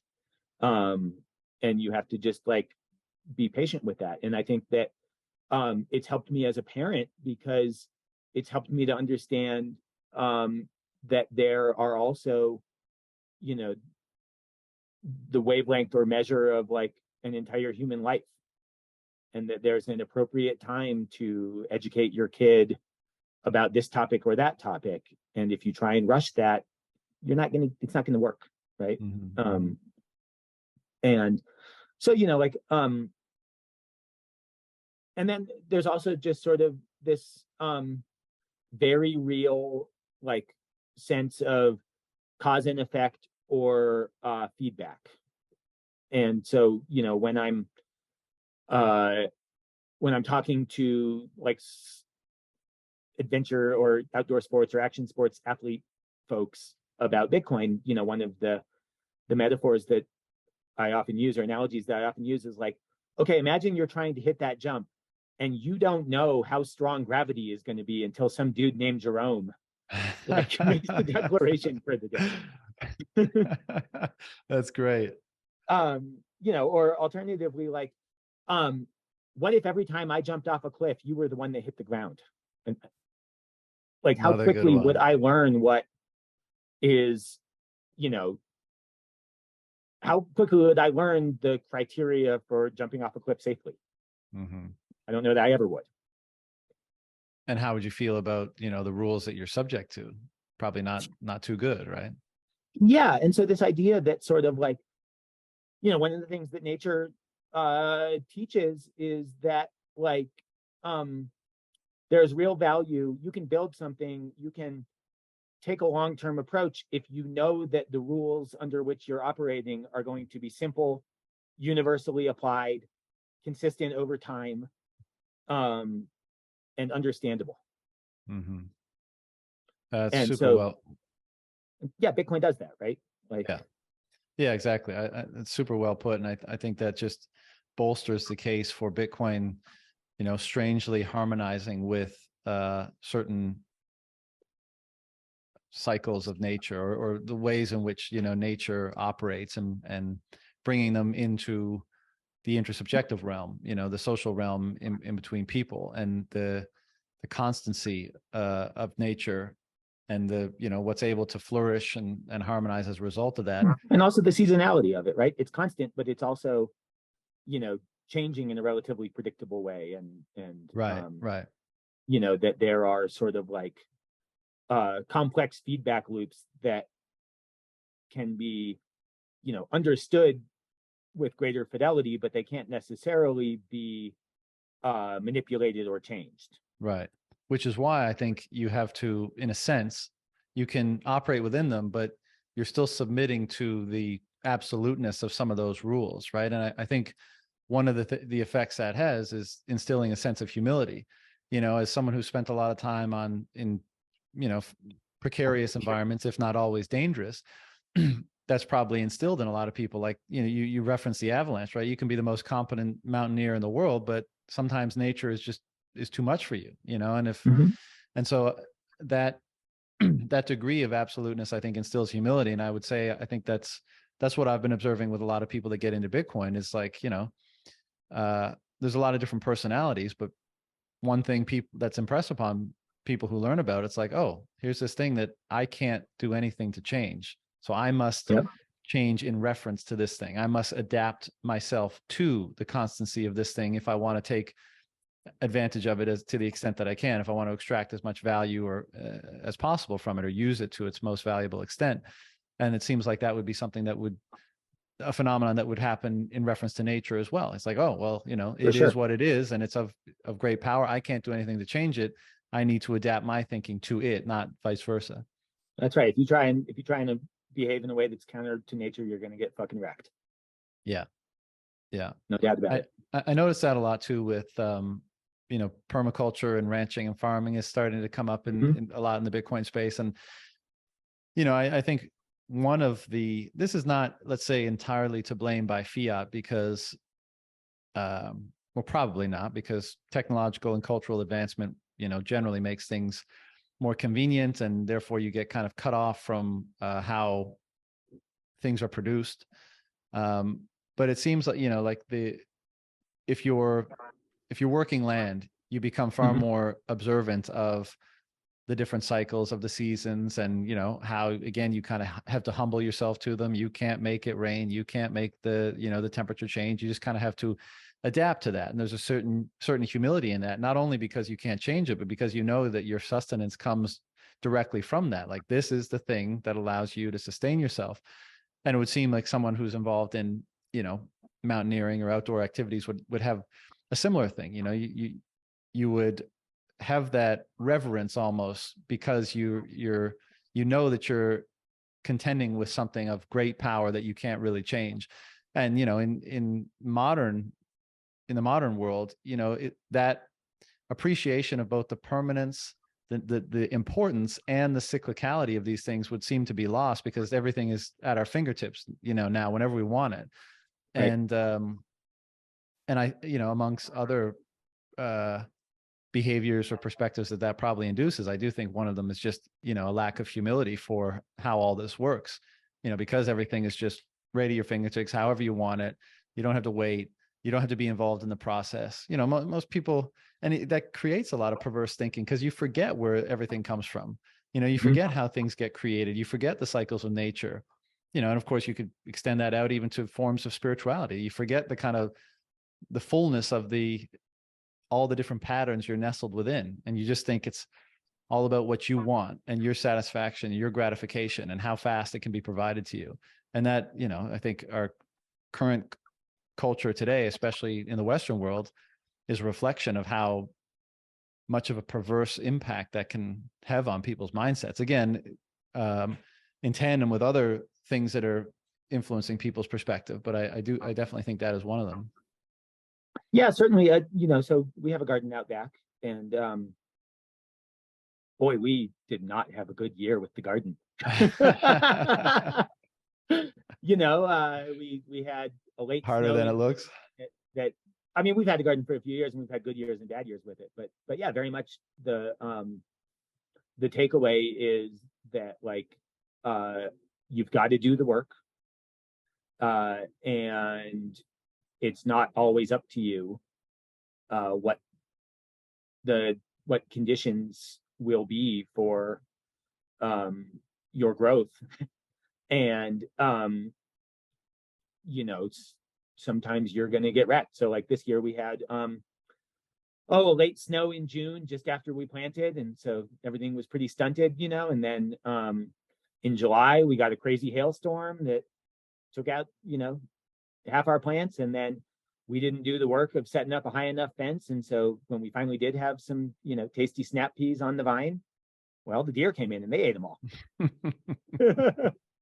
And, you know, we walked away with like some tasty potatoes and some tomatoes from the greenhouse. Where I bet they tasted really damn good, though. Those ones that made it to your plate ultimately. Certainly, yeah. And actually, I, you know, ate them with a steak that I had bought from a Bitcoin rancher over in Crawford. You know, nice. You know, it's you can't always get it right, but you can always learn. Yeah, 100%. You know, I think, well, I mean, that's a great example, and of like, you know, just you can't always be in control, right? There's a humility in that. It's like, this is what you wanted, you put in the work, but you didn't necessarily get it. And I think it's interesting to consider. You know, the earth was revered since time immemorial, basically, as, you know, that which provides. That's what nature is, right? It, you know, if you interface with it in a certain manner, it will provide for you. And perhaps, you know, part of the perversion that we're experiencing in modern culture, to the extent that we are, if we are, it's obviously just my take on it, is perhaps like we've shifted, and, you know, the religion and the development of all that kind of stuff is wrapped up in this, but just suffice it to say that now, if you ask like an average person, like, what provides, you know, they might say technology and or government. You know, those are the two big things that seemingly make everything work, that allow me to get what I need to provide. The direct line to nature seems to be no longer there. And maybe that's why we've come to revere technology and elevate, you know, the state perhaps beyond its appropriate position, because it's intermediated that relation of sustenance and therefore reverence to such a degree that it's been displaced in a manner that perhaps is not optimal for, you know, a appropriate or most truthful perspective. I mean, there's obviously some truth in it, right? Because it is providing, but I guess the question is how should that change our orientation to what we deem, you know, most valuable, most worthy of reverence, most worthy of attention and understanding, and, you know, a lot of the things that you just referenced in terms of your time in nature and tending to a garden and that kind of stuff. Yeah, I mean,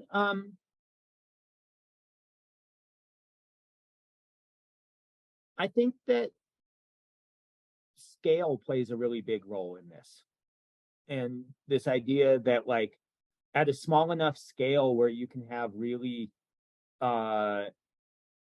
deep relationship or understanding, you can, because you have greater richness of feedback, you can afford to engage in more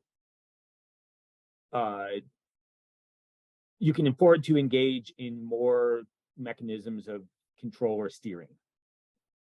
Mm-hmm. And the bigger you get and the further you get from that feedback, the more likely it is that your interventions will result in perverse or misunderstood.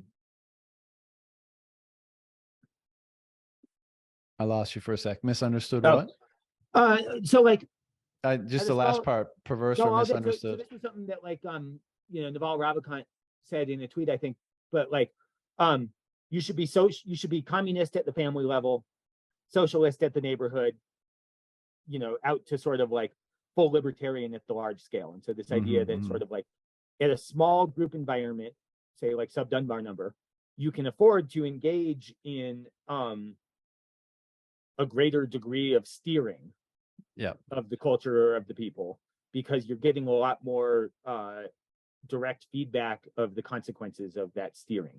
And the larger the scale you get, the further you get out in the impact, the more likely it is that your interventions will result in perverse or harmful second order effects or outcomes. And so another sort of like useful metaphor as I'm trying to sort of like talk to folks about, like CPI is not a useful number for inflation. It's about as useful as sort of like, what's the average temperature in the United States today? Now go plan what clothing you're going to wear. Right.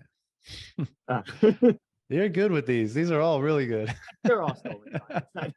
I don't necessarily remember where I got them, but a lot of, a lot of Saylor, a lot of Jeff Booth, a lot of right. Like yeah. a lot of we all consume so many people's thoughts and stuff. Like it's hard to distinguish now whether it was an original thought or implanted in there somewhere by somebody else.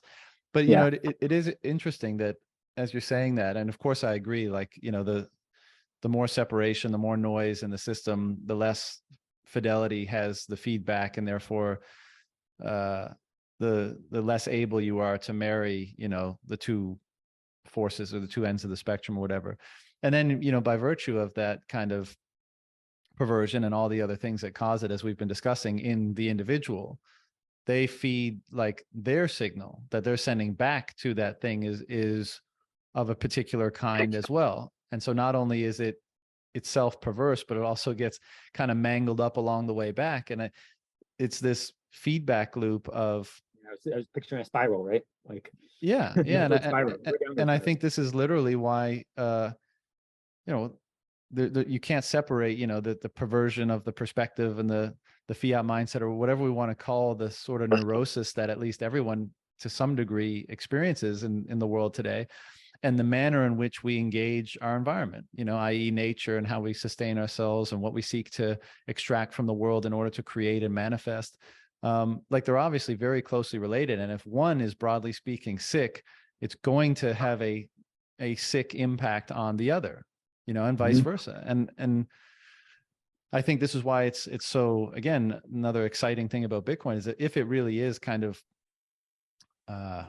reorienting perception in a certain way, causing people to recapitulate or reconstruct or re-understand many different things from kind of a fundamental level up, and therefore allowing them to become a more clear thinking, truth-oriented or integrated individual, again, for kind of a lack of a better term, then that will feed back into their impact, obviously, on the world and the environment. And I think that's the way we correct for both of those things, basically. And that, that's one of the another thing that makes Bitcoin so beautiful, and why there's kind of this savior aspect of it, is because it helps to reorient the individual in such a way that they're able to contribute in a manner that's far more harmonious, let's say, with their environments, be it social or natural, and without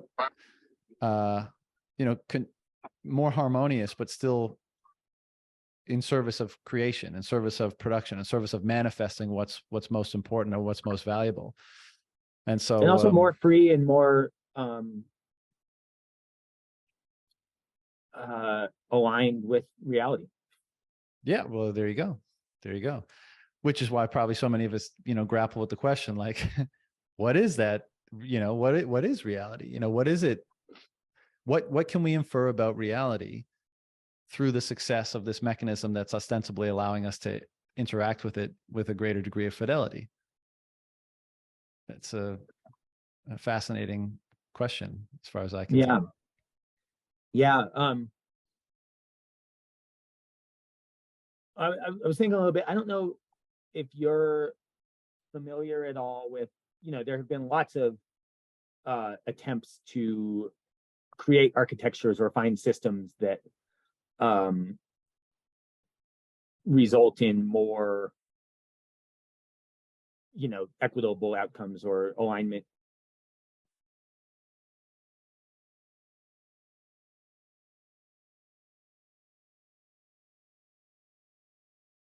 with nature. And one of them might have you seen that at all?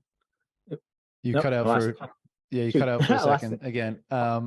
What you So were saying, there was have I seen?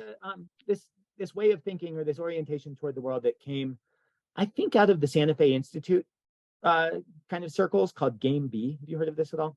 I heard Brett Weinstein talk about something like that. Yeah, he was part of this group, and this guy Jordan Hall was a pretty big part of this group. Another guy whose name is escaping me, but the idea was sort of that, like, if you identify that the system that you're within, seeking your own benefit can only come by exporting harm to the whole rest of the system. And this question of sort of like, is it possible to design a system where what's good for me is also good for everybody else? And avoid the sort of like multipolar traps that certainly the fiat system engenders. And so, I remember sort of like being really inspired by this way of looking at the world, but then thinking like, well, I don't think you can design it the way that you guys are thinking about design, because you end up in trying to sort of like steer complexity, you build ever more complicated systems. And so that's one of the things that I've subsequently come to appreciate really deeply about Bitcoin is it's a quite simple system, but that the rules of it are unswerving, and that they apply equally to everybody. And this is true, like it's not always gentle, it's not always easily explained. It's not always, fair in the sense that people might use the word, in seeking fairness or equity or whatever. But like, it is simple, and it does tend toward what is good for the individual is good for the collective also.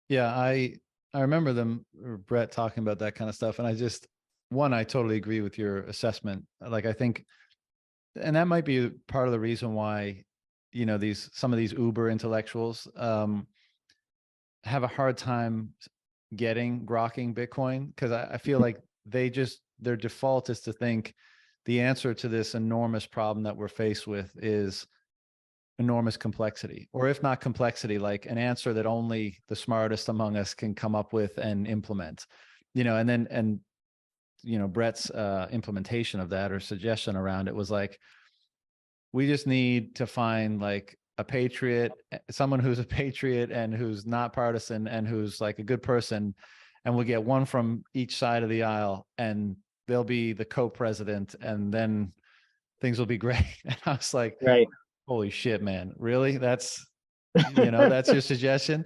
But no, I agree. And Bitcoin is obviously very elegant in its simplicity, but it's also, even from the non-technical perspective, that the answer could be so simple in the sense that just a set of rules that no one is in charge of and no one could violate. And that, that's the answer, with the appropriate, divisibility and like sendability, and, using the internet as a means to do that and all that kind of jazz. But, by and large, a rule set that's enforced without an authority. There you go. Then let the mechanics of consciousness, of value, of nature interact with that as they do in other systems to promote harmonious creation, let's say. Yeah. There's an element of so, like, I think they're fantastic at this, many of these super intellectuals are really fantastic at sort of like identifying and articulating the problem at hand.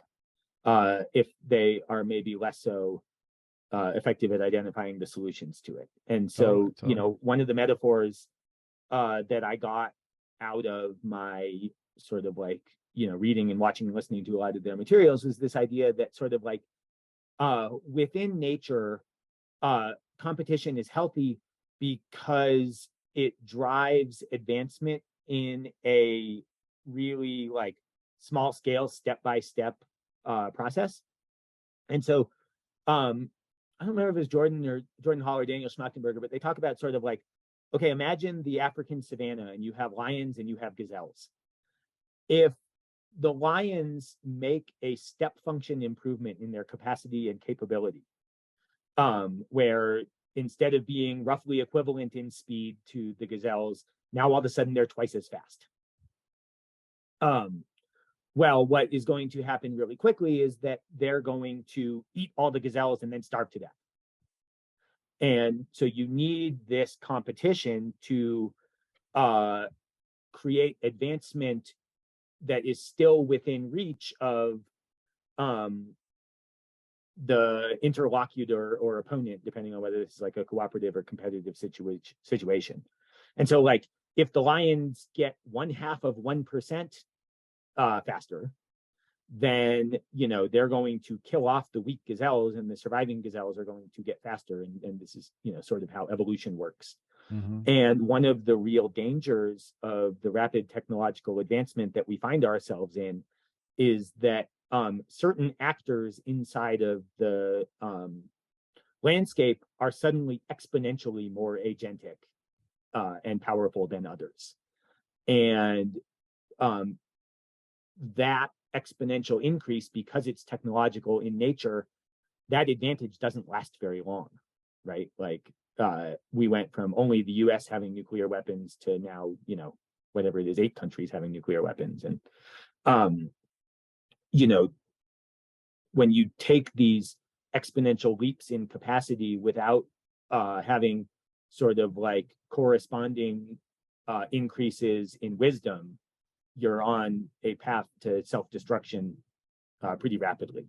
Mm-hmm. And so this is what's sort of like beautiful about the difficulty adjustment, is that as you apply more power to it, it ratchets up in a way that maintains a competitive equilibrium.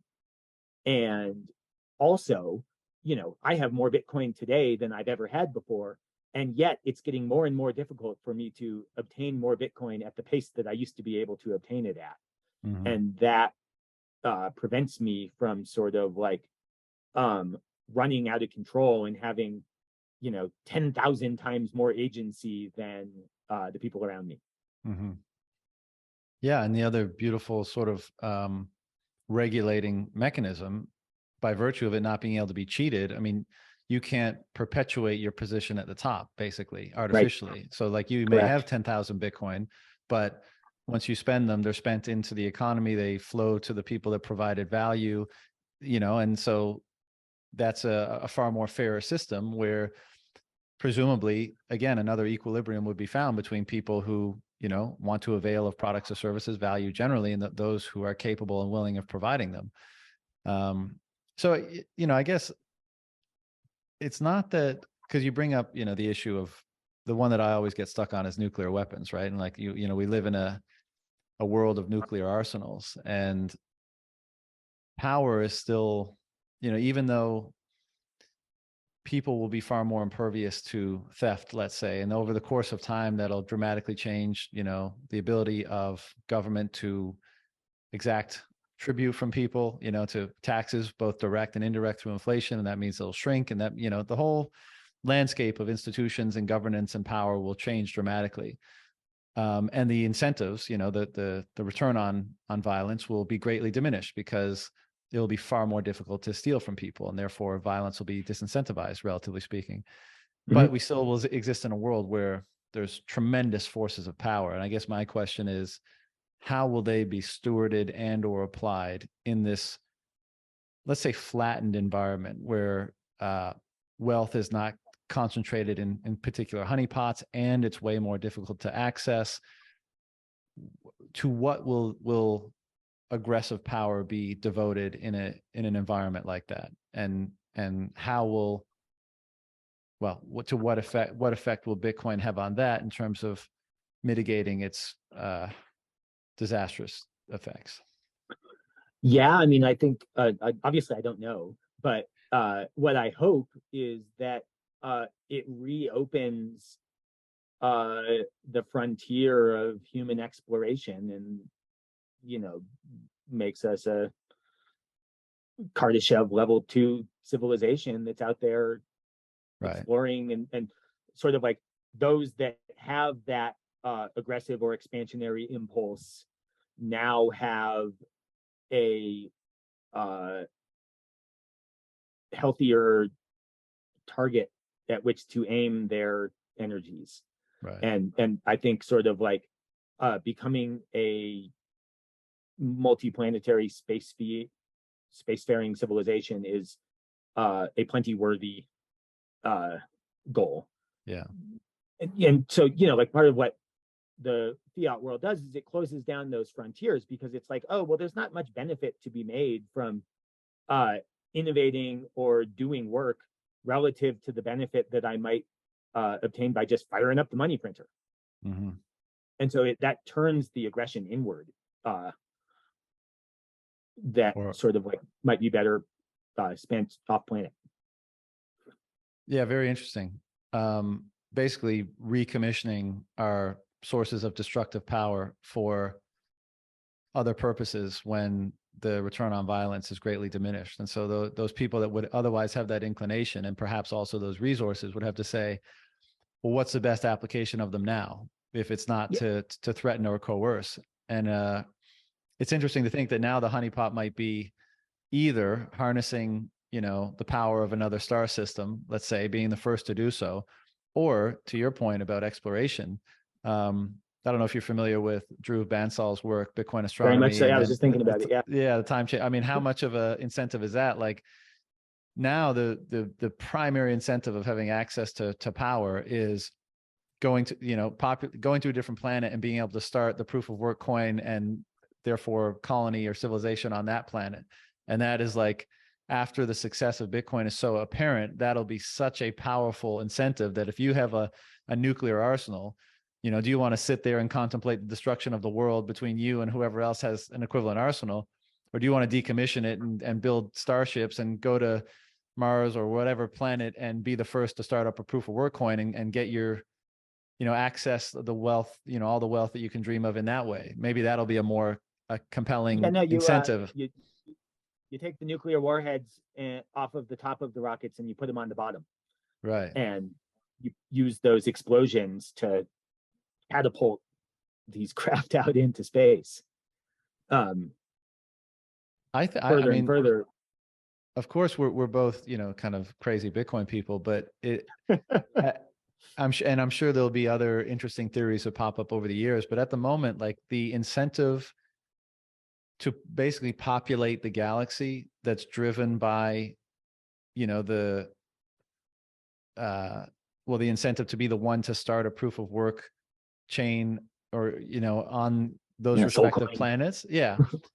I mean, seemingly you couldn't think of a stronger incentive, right? Money is the primary incentive basically. And if you can be the first to arrive on one of those planets and put in the risk and the work and the capital to populate them and get a colony going, and you're able to be the first one to start mining on the proof of work coin for that planet, then there's a tremendous incentive there. And might that be the thing that really drives exploration, off of Earth and into the galaxy?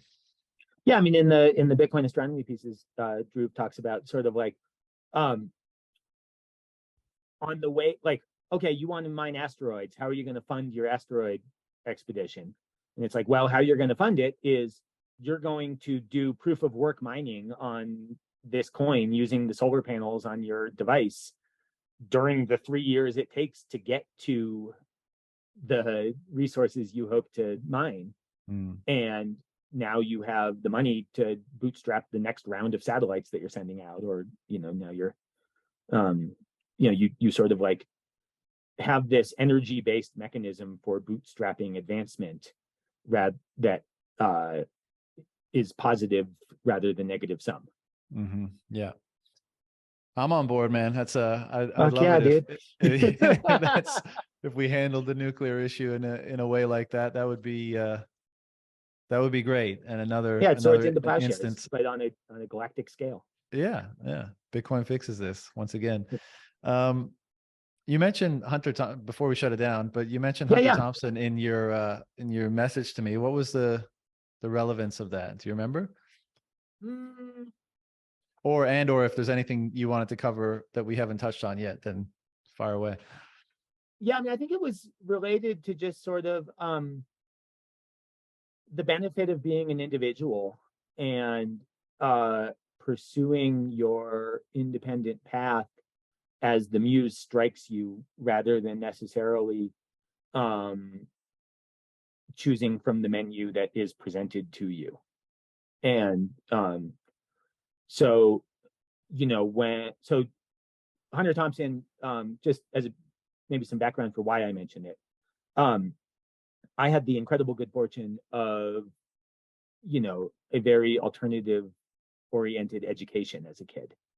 And so the man, so I dropped out in fourth grade, halfway through fourth grade, and largely because I wasn't satisfied with the education that was being provided me by sort of like in Fiat fourth schooling. grade. Yeah, I mean, my mom, awesome. Really enabled it for me. Yeah. And she had already started like an alternative school with about 12 kids in the town I grew up in. She was always, and I know she'll listen to this, which is awesome. But she, like, in the early 1980s, she and all of her girlfriends started like a natural foods co-op, where they were like, okay, we can sort of like crowdsource enough purchasing power to be equivalent to like a natural food store, and get accounts with the distributors of, organic foods and this kind of stuff. 25 years before this was sort of like a relevant concern, among the sort of like seed oil disrespecters or the like. And she took a really similar approach to how she educated her children. And so, I was in the public school, and like, it was very easy, but I certainly wasn't thriving. They'd like sort of like throw you in the gifted and talented classroom and give you a bunch of busy work that wasn't helping you grow. And so halfway through fourth grade, my dissatisfaction with that arrangement became high enough that she was like, okay, I'm pulling you out. You're going to go to the Mountain Sage School with your little sister, who's 5 years younger than you. And and so like there's 12 kids in the school. I'm 2 years older than anyone else in the entire school. And the teacher in the school was like, I don't know what to do with this kid, because some of the kids are in the school because they have learning disabilities rather than sort of like excess capacity or whatever. And what they did was they let me write the school play, and then the other 11 kids performed it with me. And it was mostly just sort of like jokes I'd stolen from Mad Magazine, and like, it wasn't very good, but what it was an opportunity to say, like, okay, you can sort of like create the world as you wish to see it. You have much more agency over your view of the world than maybe you might assume at first glance. And so then from there, I went to a then private school in the neighborhood called the Aspen Community School. And it was founded by this gentleman named George Stranahan, who just passed away about a year ago. And George was an heir to the Champion spark plugs fortune. And so he like took that money and bought this huge piece of land all throughout Woody Creek, and then sort of like sold off chunks of it to the people that he wanted to be around. And so one chunk was, the school that he founded. One chunk was Hunter's property. One chunk was, another guy. And he's like, oh yeah, we're going to be like, growing cattle, and we're going to be serving them in the restaurant that I just bought in the neighborhood. And so, he did this incredible, he founded the Aspen Physics Society, and would create opportunities for like physicists to come to Aspen for the summer for free and just sort of like think together and And sounds like what a bunch of rich Bitcoiners are going to do in about 10 years time. very much so. Totally. And just this like incredible spirit of like free and open inquiry. So I had friends who were, I often tell this story, but one of my friends didn't want to learn math, hated science, hated school, like just wasn't into it. And so what George sort of like took him under his wing and said, okay, for your sort of like 8th grade spring semester project, I'm going to make you do the calculations of, fuse timing and explosive radiuses from dynamite. And they blew up a Jeep Grand Wagoneer that some chick had left on Hunter's property. And this was like his school project, and it got him, at least for that moment, engaged in his own education. Right. And so, I guess just sort of like, I don't know, what most people take away from sort of like their appreciation of Hunter Thompson is a license to just do drugs and be a degenerate and pretend that there's like intellectual merit in your degeneracy. Right. Because that was so much of what he presented to the world. And what I would hope instead that people take away is a sense of like agency over the lens that they view the world with. That's an awesome point. I couldn't agree more. And all I'll say, because that's a great place to leave it, is I can't wait until, by virtue of more people having more disposable time resources, being less in states of artificial deprivation, and being less subject to the subsidized and provided industrial/government education that we have today, that more people, budding, forming minds will have access to alternative forms of education that will be far more imbued with, that type of wisdom and experiences that are more catered to their natural interests and talents. And, one can only think that once we have a generation of people that were educated and exposed to those ideas and methods of learning and perspectives and stuff at a young age, you can't even imagine what the products of that would be. But it's always been something that I've been super interested in, and both critical of the existing state of things, but very excited for what may lie on the horizon in terms of the possibilities and the options for people. So yeah, it's a great place to leave it. I intend, people sometimes ask like, what's your goal with accumulating Bitcoin? And I'm like, well, I want to homeschool my kids. Right. I want to be free enough with my time that they can be free with theirs. Do you want to do that just so they're not exposed to the existing options, or if there was someone providing like really excellent non-standard education, would you still not want to avail of that because you want to be more kind of a part of the process yourself? I think both. I think both. A little bit of both.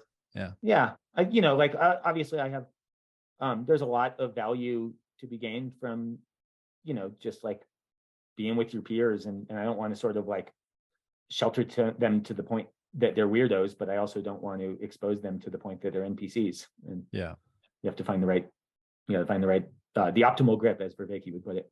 Totally. It's like, I think for me, it's one of the most exciting things about hyper-Bitcoinization is the impact on education. I just think we've gone so far in a weird and wrong direction that's not conducive to producing is the wrong word, but contributing to the proper or the optimal development of an individual.